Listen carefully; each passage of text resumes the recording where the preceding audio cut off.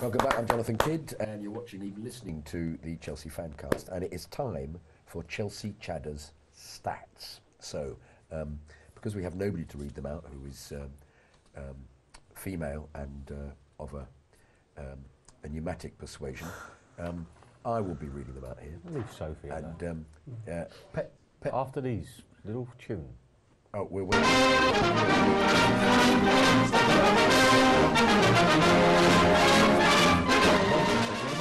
never knew Chelsea had so much history.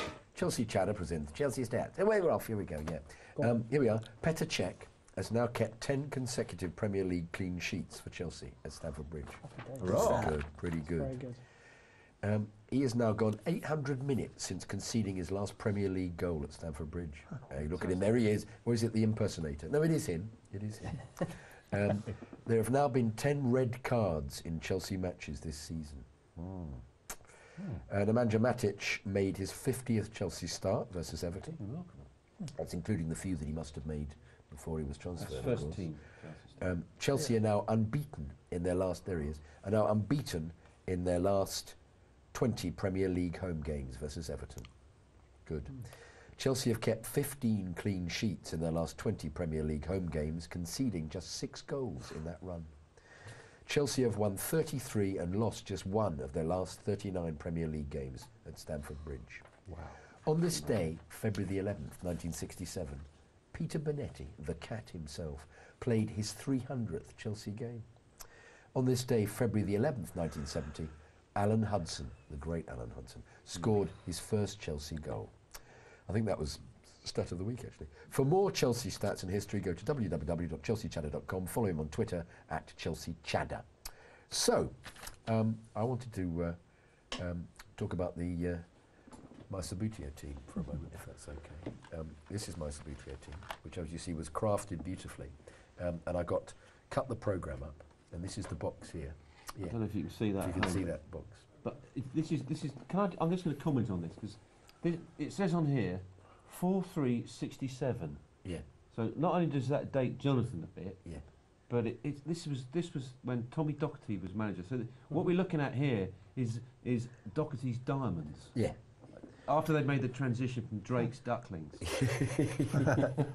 And the team here, it says, is Bonetti, McCready, Hollins, Hinton, Harris R, Boyle, Baldwin, Osgood, Cook, Tambling, Birchnell and Fasciani.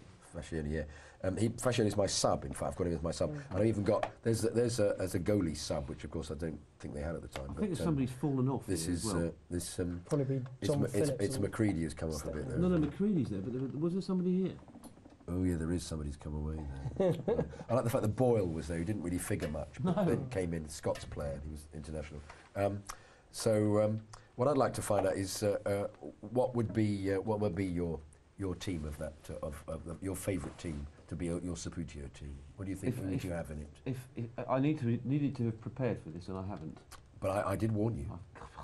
Is this of all time, JK? Yeah. Well, so you can match players from different I'm years. I'm happy to do different I read your eras. email on the way out of the office. And thought, what's he talking about?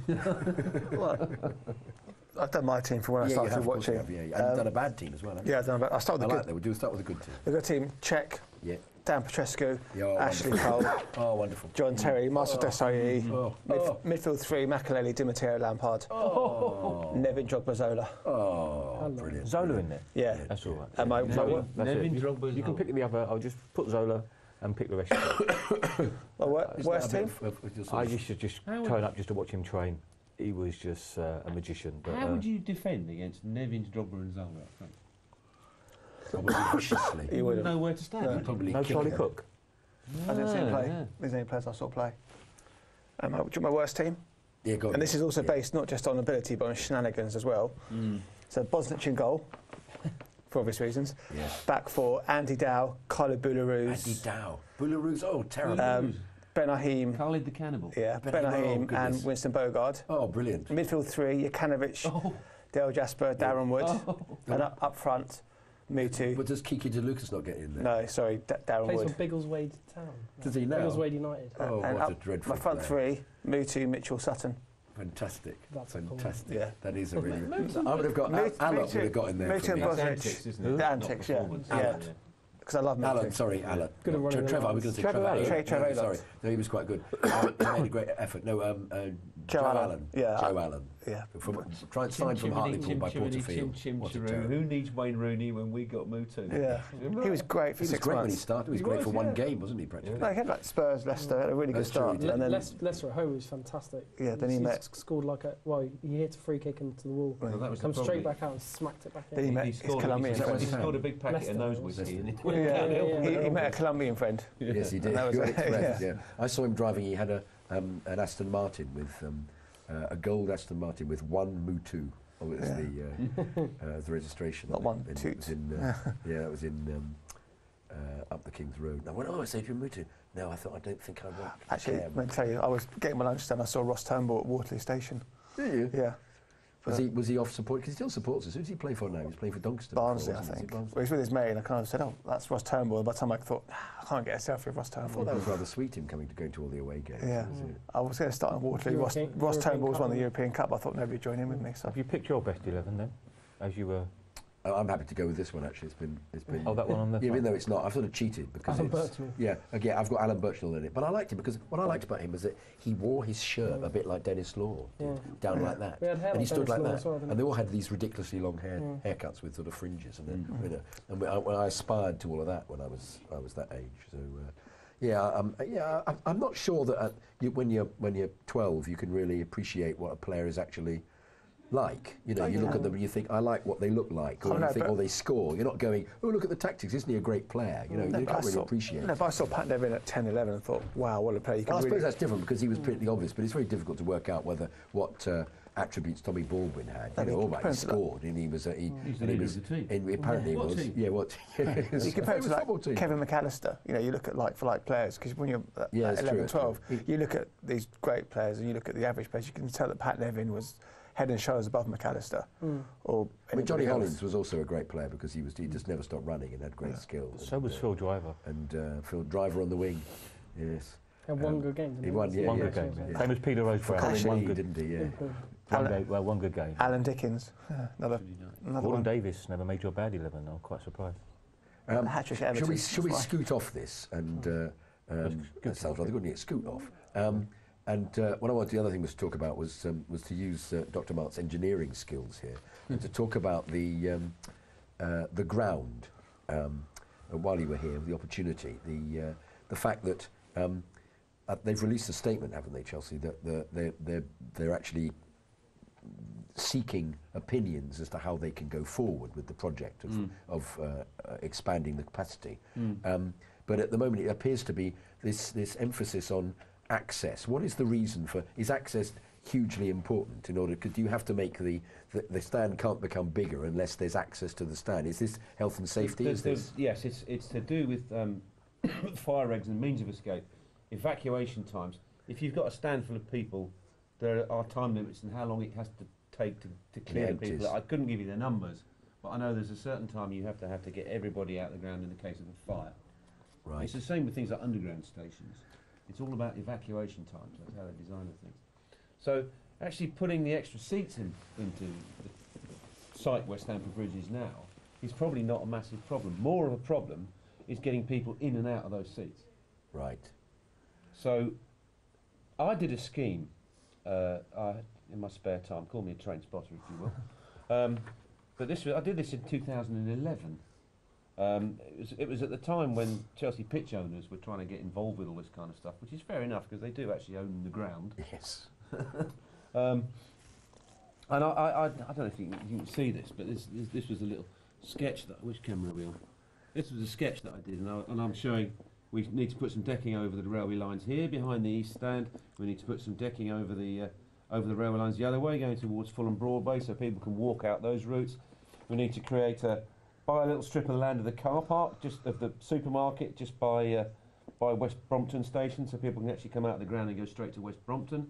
So if they're going one way, they can go there, and if they're going south, they can go to go to Fulham Broadway. Just some options, and they can also obviously use the routes that we use now, going out the 3 entrances onto the Fulham Road. Yes. The other advantage of decking over the railway behind the East Stand would be, I know it's listed, but if you demolish that East Stand, you could move the whole thing further back over the railway and probably get more seats in there as well. But didn't they make an announcement that if they were to demolish it, you'd have less capacity than you had at the moment because... the news. No, I won't do it yet. No. How long have I got? 5 minutes. I don't quite believe that, because the way a stand is built, if you think about a football stand, the seats are tiered. So underneath at the back, you've got a space here, and that's where you create your accesses. So you have vomitory stairs, they're called vomitory stairs, that go down into that space, and you can get people out. As in a vomitorium. But exactly. Tonight, where someone's the access. Heading onto Fulham Road, there's up capacity, isn't it, in terms of people getting onto Fulham Road? Yes, that's the whole idea of getting people out to West Brompton and also directly into Fulham Broadway. Create a walkway over the tracks into Fulham Broadway station. Round, And I did some sort of phased thing. You know, you demolish the East Stand first, move it back there, turn the pitch through 90 degrees, and then you do the North Stand, which we like to call the Matty Harding, and then the shed end. And obviously you could get more capacity in there if you could demolish the Bates Motel as well. And finally... And the chances of that are slim though, aren't they? Because he'll want millions. Or is that the case, or is that just an apocryphal story? Is that just made up? There's a price for everything, isn't there, to be honest? Yeah, it's true. Well, there's also that, I was reading the communication you were having that you sent me was that somebody had thought there was going to be a tunnel underneath the cemetery in case of fire. Or something that this was brought up as an option, whereas didn't appear to be anything that was ever discussed. If you have a fire, you have to have an assembly point. So I suppose it's a thought. It's a thought. But if you had the walkway over the railway, you wouldn't need the tunnel. So just a bit of work that I did, and I'm sure in my mind that it's possible. What we don't know at the moment is what the club are actually up to, because CPO put out a statement to say as much. Despite the fact that they're the owners of the ground. But they're doing this... They don't actually know what the club are up to. They're asking about the area, because the difficulty they had before was people weren't willing to discuss this walkways and whatever. So, anyway, this is more... We could talk about that more, because this is a really interesting thing. Like when you're next on the show, perhaps we should ask Kydd to do it. Anyway, here's some news. Next SGM of the Chelsea Supporters Trust be held on the 21st of February after the Burnley match in the downstairs bar of the Fimbra Arms. Members only. 5:45. Members only. You have £5. There'll be a special guest, PC Paul Wright, a.k.a. Goggles of the Football Intelligence Unit. It's members only, so if you want to come along and sign up for the Trust for only £5, you can do so at the website, chelseasupporterstrust.com. Now, CFC UK, this month's issue is now out, will be available at the CFC UK stall opposite Fulham Broadway Tube at all home games, including the Everton game and away games. If you can't get it there, you can always get it digitally by subscribing online at cfcuk.net or via colonialdistribution.com in Canada and the US. Now, Canners Down Under, Canners Tour, the great Canners, sweet, lovely man. Paul Canoville, Australia tour dates. Our mate King Canners will be meeting Chelsea supporters at various events in Australia in March and April. He'll be in Adelaide on Saturday the 21st of March, Sydney Friday the 27th of March, Melbourne Saturday 28th of March, Perth Saturday the 4th of April. For more information on these events, email adelaide@chelseaaustralia.com. It's on the picture there.